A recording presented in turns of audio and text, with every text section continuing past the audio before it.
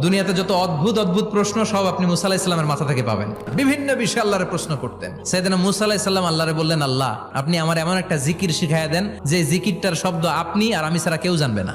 দিনে রাতে সব সময় এই জিকির আমি করব, আপনারে ডাকবো, কিন্তু শর্ত হলো এই জিকিরটা জানবে শুধু আপনি আর জানবো শুধু আমি। আল্লাহ বললেন, মুসা পড়ো লা ইলাহা ইল্লাল্লাহ।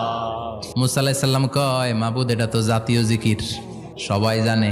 আমি তো চাইছি এক্সেলেন্ট একটা জিকির, কারো কাছে নাই, শুধু আমি জানবো আর আমি পড়বো।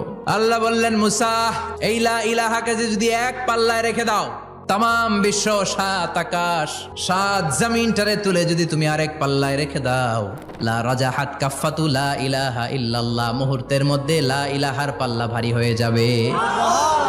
ও মুসা, তুমি যতই এক্সক্লুসিভ জিকির চাও, লা ইলাহার চেয়ে দামি জিকির আমার কাছে নাই।